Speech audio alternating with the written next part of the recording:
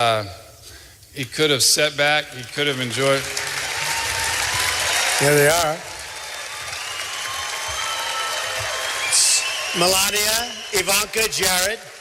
It's Ivanka's husband. That's so nice. And Ivanka's going to have a baby any minute, so we're all set. And I said, Ivanka, please, please have the baby in Iowa. It would guarantee victory. Thank you very much. That's very nice. Thank you. I brought my whole family too. If you guys would stand, Becky and Trey and Wesley, right here.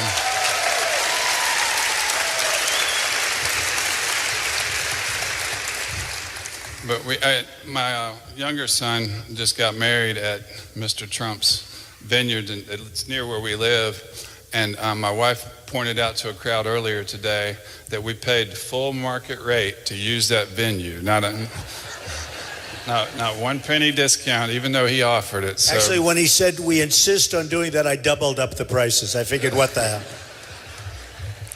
But it was worth every penny. It was a beautiful venue, and I'm so glad my family was able to join us. But what motivated you to run for president when you could have just sat back and enjoyed your business successes and your family and you know the for a national politician, it's such a vicious atmosphere now. It's the scrutiny and the lies. I heard several lies told about you today by some of the other candidates. Oh, these people are the worst. I thought real estate people in New York were bad. These politicians are the worst liars. Wow, they are terrible. These are terrible. One of them. They'll say anything. It's like incredible. Actually, we saw one. We were both amazed at it. It says voter violation. We just said, did you see this today? The Cruz campaign. Voter violation. And it's like an official document being sent to people in Iowa that they have to get a vote because they're in violation. And then they have grades for different things. And it says F. And it's so, it's terrible. I've never seen anything like it. And I guess your attorney general's investigating it, and it just came out. But I said, that is really terrible. It's a fraud as far as I'm concerned. But you're in a rough business over here, I'll tell you what. And one thing I said before, Jerry, you haven't had a winner in Iowa in 16 years. We're going to have a winner, you better believe it. You're going to have a winner this time. You're going to have a winner. We're going to change that. That's a bad spell. 16, that's a lot of years. Well, one of the candidates said you voted for Obama both times, and I heard you tell Bill O'Reilly the other night that you voted for McCain and Romney. And I was on the committee. Yeah, and you helped them raise money, and so it's just they'll stop at nothing. And it was anyway. But one of them actually did. They said I was pushing Obama in 2008. I was on McCain's committee. I liked McCain. He was a nice guy. He tried. It was a tough deal for him. I mean, that was an election that was tough to win because of what happened a couple of months previous with the economy. But, you know, the last election we should have won. That was the Romney election. I mean, sad. I'm not blaming anybody. I'm just saying sad that we didn't win it. And one thing I will say, Obama, and you have to give him credit, he was on television every night. He was on David Letterman, Jay Leno. And Mitt was not around very much. And I'd call their campaign and say, why is he not going on television? He's got to go on television. He ended up losing. That was an election that we should have won. That should have been a victory. He had a failed president, and that was an election that should have been won. Well, by the time Obama leaves office, Iran will have $150 billion of money that they don't have now. They're the leading state sponsor of terrorism in the world. And tell us what you'll do about that. Well, I use that deal all the time. A lot of you have heard some of my speeches, and see all the press we have back there. Look at these people; they just never stop. But a lot of you have heard the different speeches that I've made, and a lot of times I'll use that whole Iran deal as an example of gross incompetence and horrible deal making, where we get nothing. We're giving $150 billion. They're a terrorist state. And I don't know, I mean, even beyond that, did you hear last week where Kerry said, no, we would expect some money to be spent on terror? And I'm saying, did he really just say that? And I figured they'd issue some kind of a statement saying he didn't say it, even though that's what he said. And he actually made that statement. Now they're going around, though, and they're taking the money. They're spending it all over Europe, all over the world. They're spending it everywhere but our country. They just ordered 118 Airbus planes, which is obviously not made by Boeing. Instead of ordering Boeing jetliners, they ordered from Airbus, which is European manufactured. They're buying in Italy. They're buying everywhere but us. They're buying missiles in Russia. I didn't know they were allowed to buy missiles, but they're buying missiles in Russia. They shouldn't be allowed to buy missiles. And they're spending their money all over, except for one place, the United States. That is the most incompetent deal I think I've ever seen in my life of any kind. Horrible. Well, you know,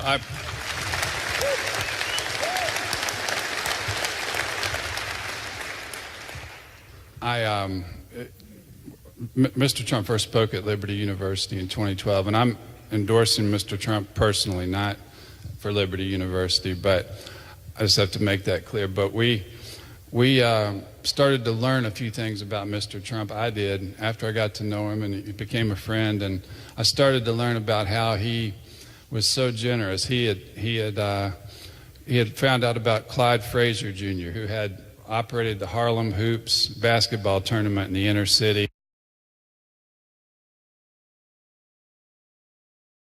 He got killed in the 9/11 attacks on the United States.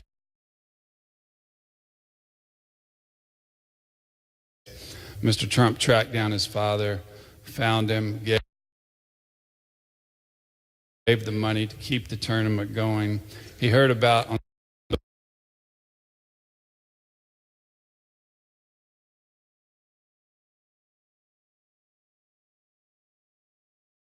little things like that. You know,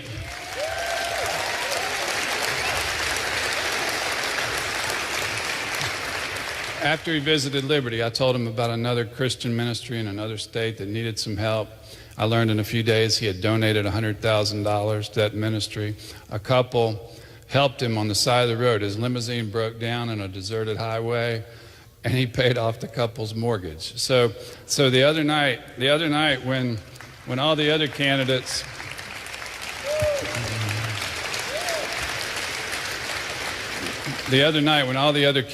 were sparring on the stage, he decided to hold an event to raise money for veterans. He raised $6 million for our veterans.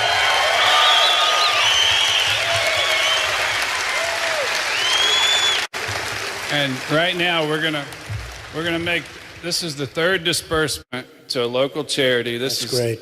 This is for the Siouxland soldiers, and it's $100,000.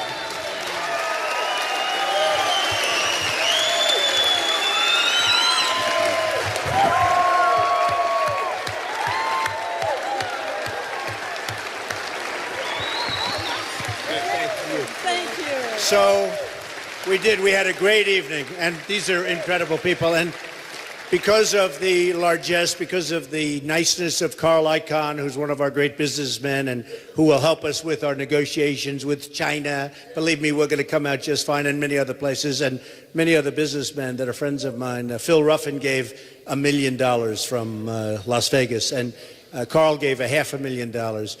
Ike Perlmutter, the great Ike Perlmutter, the head of Marvel, brilliant man. He and Lori, his wife, gave $1 million, and so many others. I mean, we had in 1 hour, we raised $6 million for the vets. And Jerry, we vetted the vets very closely because we want to make sure, and we picked about 20 groups, 22 groups, and we're giving a lot of money out, and they're really happy about it. Tell us, what do you do exactly? What do you do to deserve all this money? Well, Support Siouxland Soldiers started as a care package program about 10 years ago, just right across the street, sending boxes of candy and snacks to the troops overseas. And over the last 10 years, we've grown significantly thanks to this wonderful community, very patriotic community. Now we distribute groceries, we do hot meals, housing assistance, financial grants. We help however we can, and we do it all based on donations just from this community, and we've been doing it for 10 years. So, this is going to help a lot. Thank you so much. That's so great. Congratulations. That's great. Thank you. It's fantastic. Thank you. Thank you, darling. Thank you so much. You take care of yourself. Thank you. Thank you very much. So many great people. It's amazing. That's one of the things that really endeared me to Mr. Trump, because it reminded me so much of my father. He was very outspoken. He had a billboard at the entrance to Liberty's campus for years that said, "Liberty University, politically incorrect since 1971." But he was always so generous to people in need. He gave away so many scholarships to students in need. He almost bankrupted the school. That's a fact.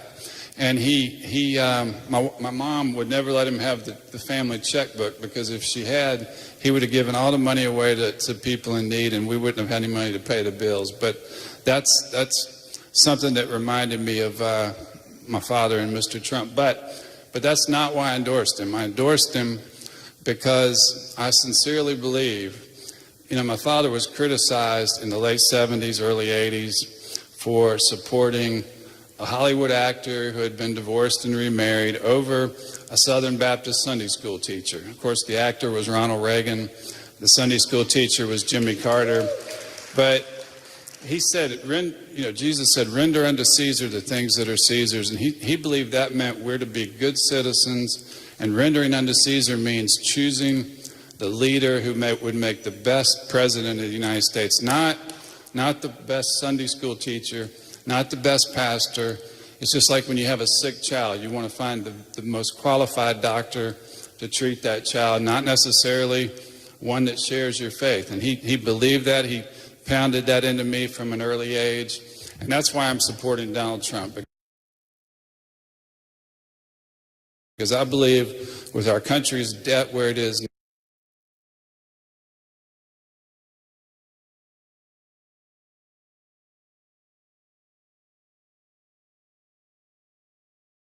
in the real world, and that's why I decided to endorse Donald Trump. But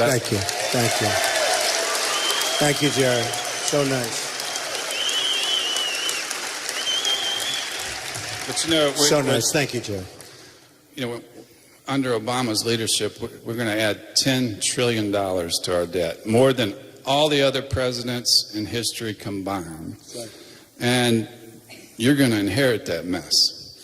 What will be your course of action to turn it around? Well, number one, we have to stop the fraud, waste, and abuse. It's massive throughout our country. It's massive, and everybody's, into that, and we're going to do that. But we're going to bring back our jobs. If you look at what China's done to us, what Japan, I've been talking about this for years, but the politicians, they're all talk, they're no action, they have no clue how to do it. But if you look at China, Japan, Mexico, I have great relationships with Mexico, with the people of Mexico. I have thousands of Hispanic employees. In fact, Ivanka was just telling me today in the New York Post, there's this great article about me and the Hispanics, where I guess it's from the Hispanics living here legally. I'm just doing so phenomenal. I'm number one in the polls with Hispanics living here legally. I mean, my relationship with Hispanics is great. But thank you. We're going to bring back jobs to this country. We're going to take them back from Mexico. We're going to bring them back from China. I often say that what China has done to our country is the biggest theft and the greatest theft in the history of the world. They've taken our jobs, they've taken our money, they've taken our base, they've taken our heart, and they've rebuilt China.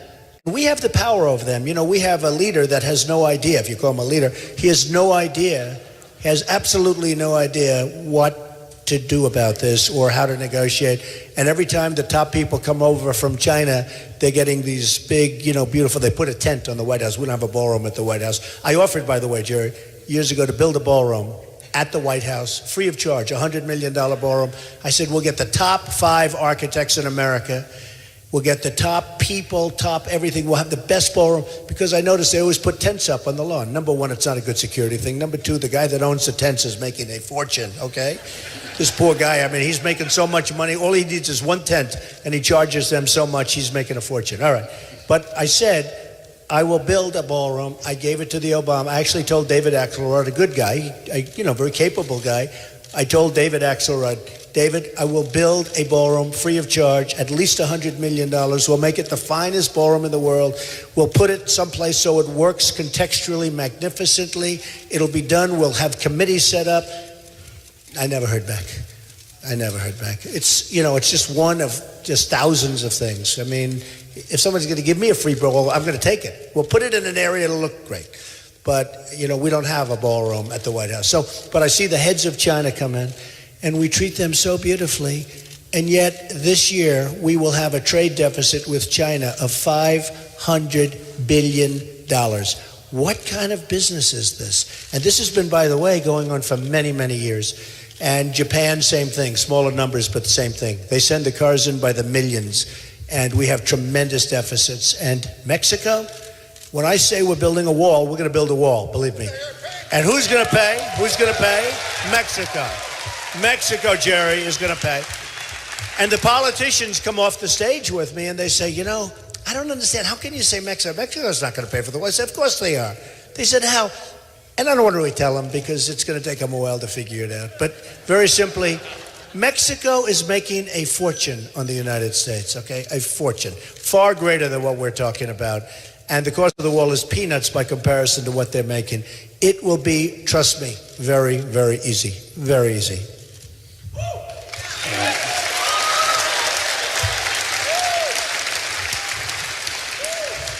In 2007, about an hour and a half from where I live, 32 students were murdered at Virginia Tech University by a deranged killer. And after that, Liberty University, where I'm president, we became one of only a handful of universities in the country that decided to allow concealed carry permits on campus.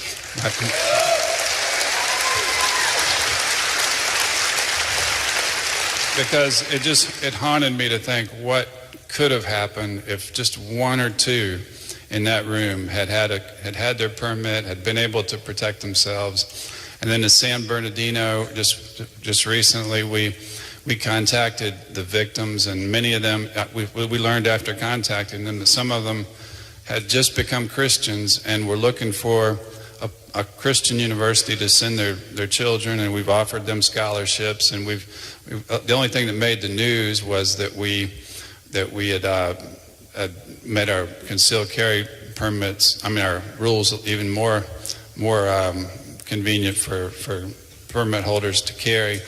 But what we were trying to do is help the ones that were hurt. And you've talked a lot about what needs to be done as far as Second Amendment rights. It seems like since 1950, of all the mass shootings in the United States, only one has been outside of a gun-free zone, or in a zone where guns were allowed. But what's your thoughts on that? Well, look, the Second Amendment, we're going to protect it, we're going to take care of it, and we're going to cherish it, and we're not going to let people nip away at it like they've been doing, okay? And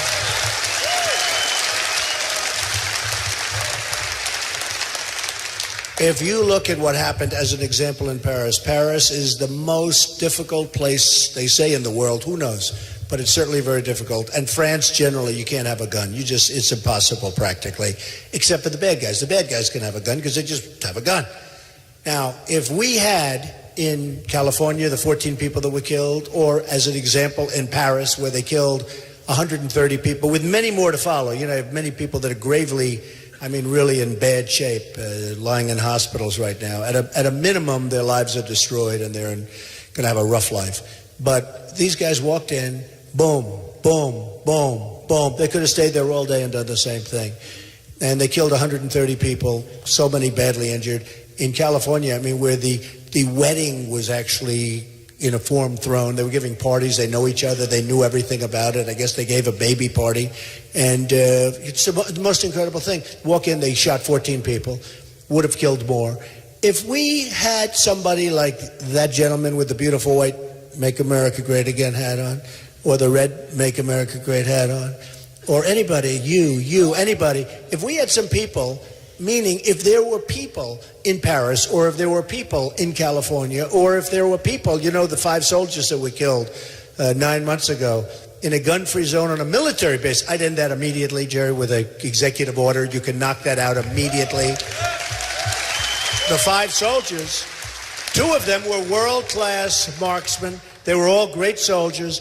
They were told they couldn't have their guns, gun-free zone, put the guns 200 yards away, lock them up, they can't be there. This whack job walks in, shoots all 5 of them. If they had their guns, it would have been a different story. If there were guns in Paris on the other side, just a few, maybe on the ankle or on the waist where you lift up and you start shooting bullets.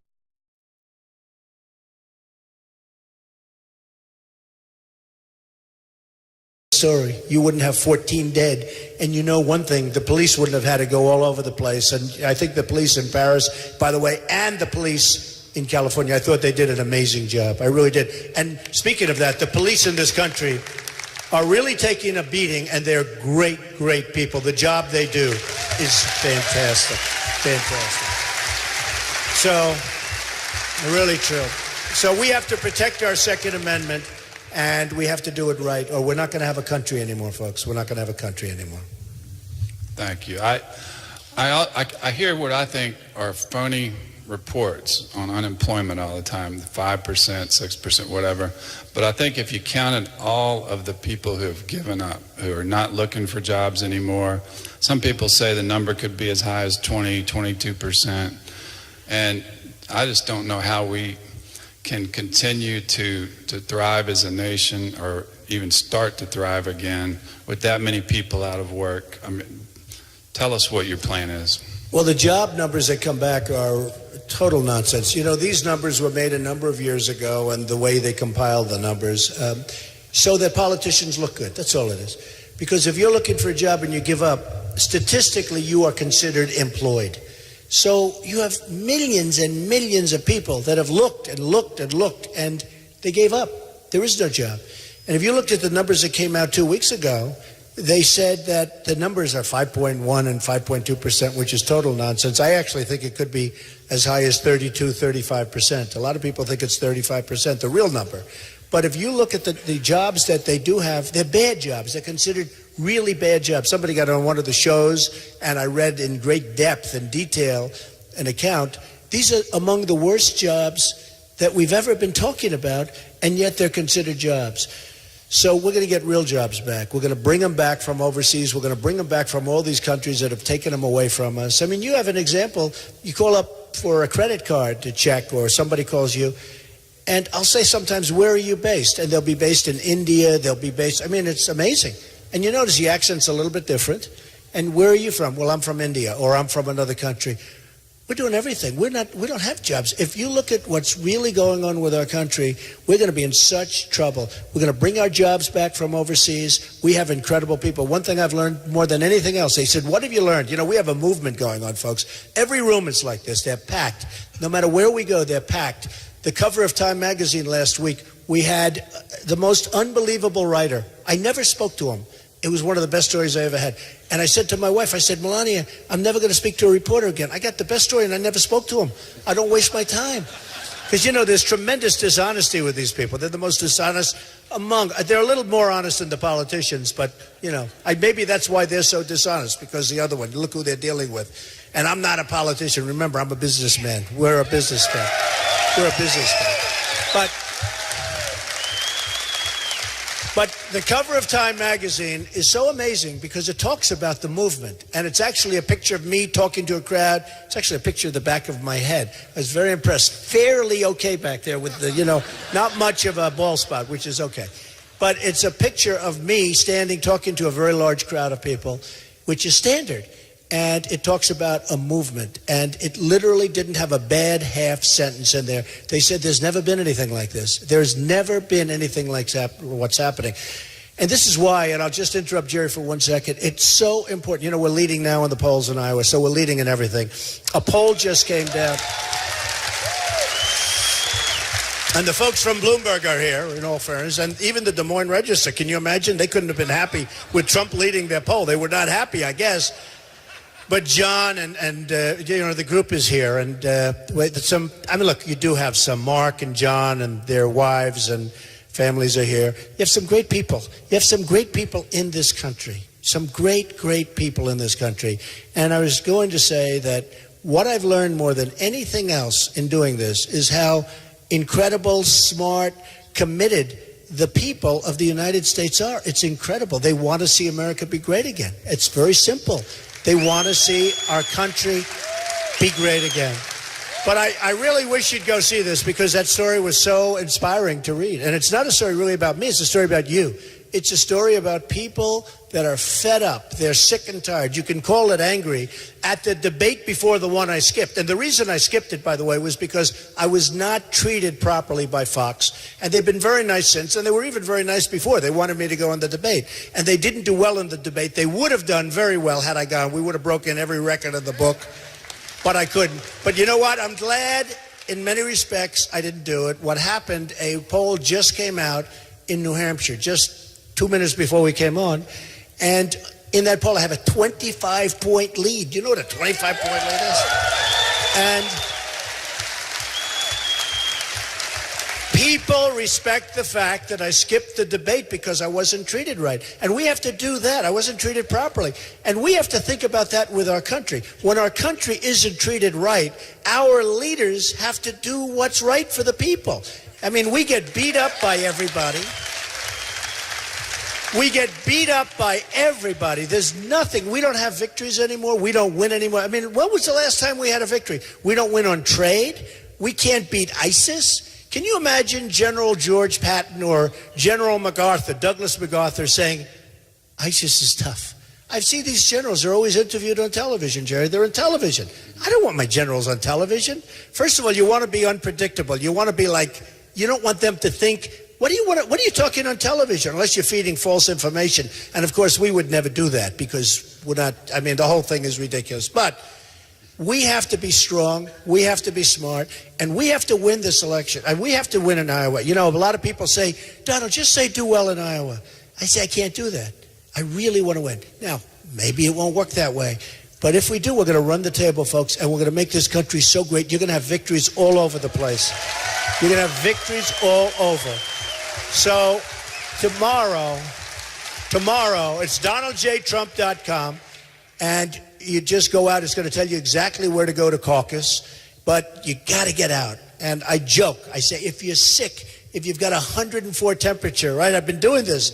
If your doctor says you cannot leave your bed, you won't make it. It doesn't matter. Get up and caucus. Get up and caucus. So you got to get there. And it looks like the snowstorm will start the following day, so hopefully that won't be an excuse. But even if it starts a little early, who the hell cares? Go through the storm. Because what we want to do, Jerry, we want to win a mandate. We want to win by mandate. We want to have such strength. And going into New Hampshire with a 25-point lead, but if we can come out of Iowa with a nice victory, it's so important. It's so important. And it's going to be so important for Iowa, because you're going to have a great victory, and we're going to go all the way. You know, recent polls are showing I beat Hillary Clinton. And if she runs, I mean, is she going to be able to run? Jerry, I mean, if she runs. But it shows that we beat Hillary Clinton and beat her fairly soundly in a couple. I just say this. We're going to win. We're going to take back our country. We are going to make you so proud. You're going to remember this night. We're going to make you so proud of your president, but you're going to be so proud of yourselves. You're going to be proud of your country again. Okay?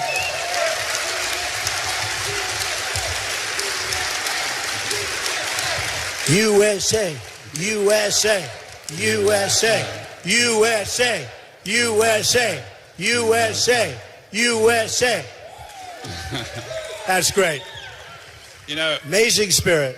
You know, 60% of Republicans say that the Republicans in Washington, D.C. have betrayed them, have lied to them. A lot of evangelical Christians feel like they've been fed a line for decades on social issues, and now a majority of them are supporting you. You're pro-life. I am pro-life. Just like Ronald Reagan, you've evolved in your views on many issues. My father comes from in rural Virginia, where I grew up. You could put 50 years ago, you could have put all the Republicans in that whole area in a phone booth, and including my family. But my father was the first one to move over to Reagan. And do you agree with that? Do you think that it's because they've been betrayed that they're looking for somebody who might not say exactly what the consultants have told the politicians to say, only to be betrayed when they get into the White House. But you might not say everything exactly like your handlers would like you to say it, but you know what? To me, that makes it more believable to me. That's just my opinion. Well, see, Jerry says you were betrayed. I would say you were lied to by the politicians. You were really lied to because, and I see it whether it's in Iowa or anywhere else, New Hampshire, same thing. I get the same complaints up there.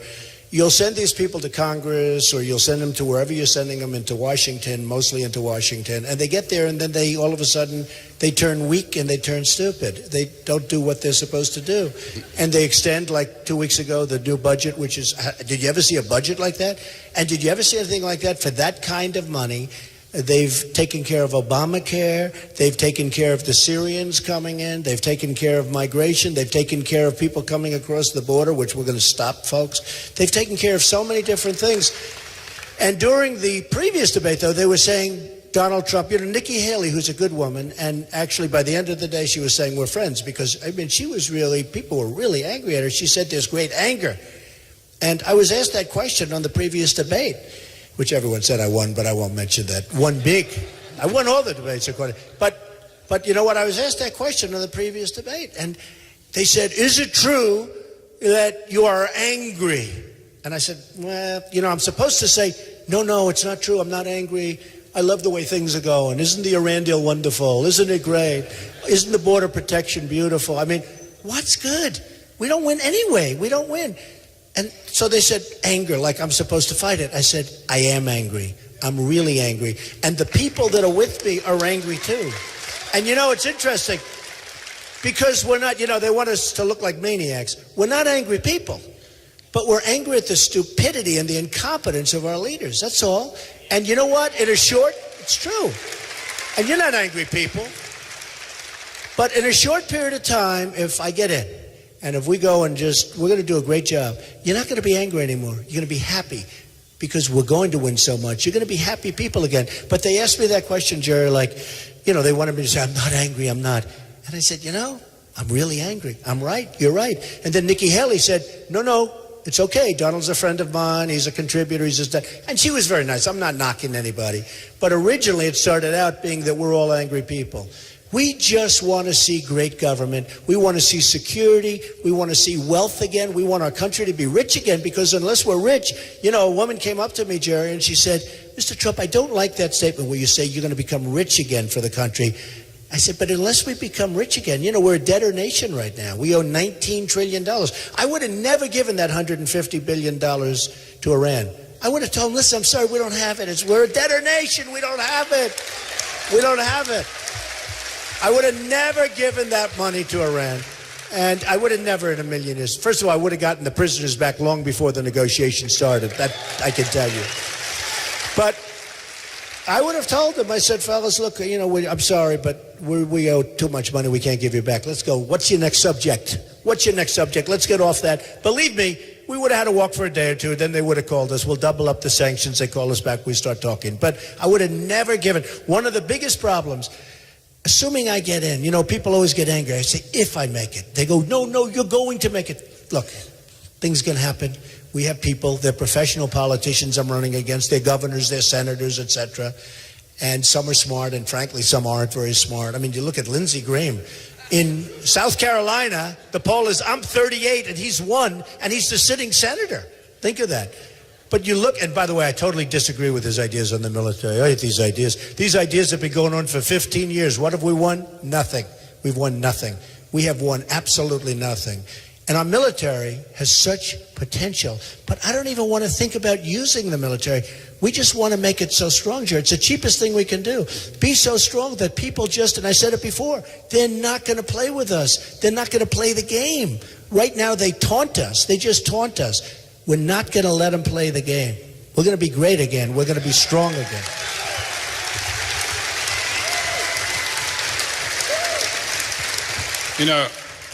I've never gotten involved in national politics before. This weekend's the first time I've ever done something like this. But the reason I decided to step outside my comfort zone and try to help Mr. Trump is because I think our nation is at a crossroads. I think not only is the debt about to spiral out of control, but the next president is likely to have 4 Supreme Court appointments. And I don't think that our values as a nation can survive 4 conservative Supreme Court justices being replaced by Hillary Clinton. I just don't believe that.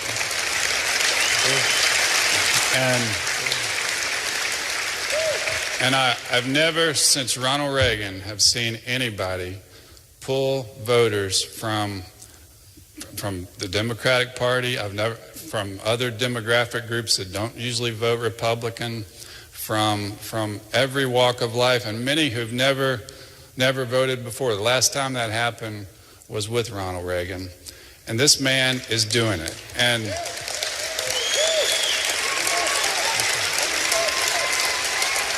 so at this crucial point in our history, with so much is at stake, our security, our economy is at stake, our Supreme Court's at stake, we've got to choose a candidate on the Republican side who's electable, and he's the only one that's electable, in my opinion. Thank you, Joe. Just in finishing, I just wanted to add just a couple of little things, because I believe that I will win states that the Republicans never even put down as a possibility. I mean, we're going to win Virginia. We're going to win Michigan. Hey, I'm going to bring the car industry back into Michigan. You know, when Mexico takes the big Ford plant, $2.5 billion plant, that's not good for us, folks, okay? There's nothing good about it. And we're going to win Michigan. I've seen polls that are through the roof in Michigan. Somebody called me, they said, you're winning Michigan. We're talking in general. And Ohio, we're going to win Ohio. And I like John Kasich very much, but I'm beating him by a lot in the polls. I mean, I beat him in Ohio, and he's a good governor, but I'm beating him by a lot. And you go to Florida, I'm at 48%, and Marco Rubio, good guy, but he's at 11%. And Jeb Bush is, he's down.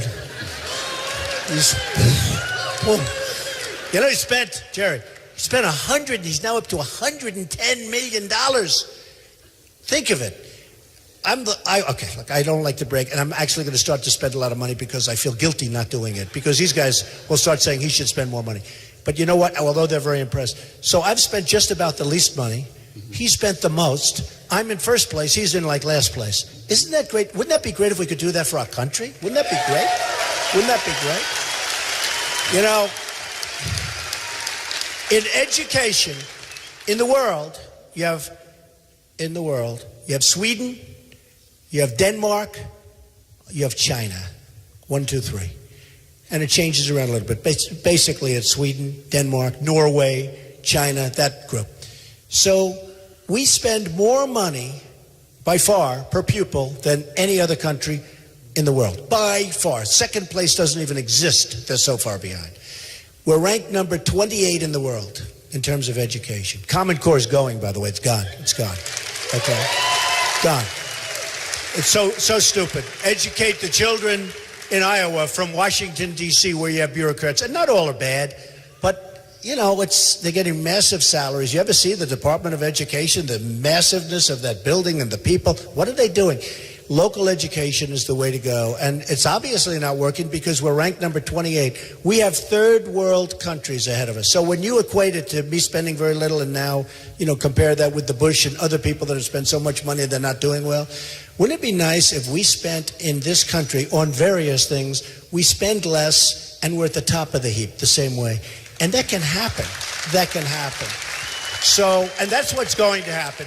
But I just want to tell you, this is a special man. We've traveled today. This is the third one we've done. He doesn't do this. And his wife is amazing. His family is amazing. And Becky was telling me, Jerry was so excited. He doesn't do this. And the job he's done at Liberty University, the job he's done there is incredible.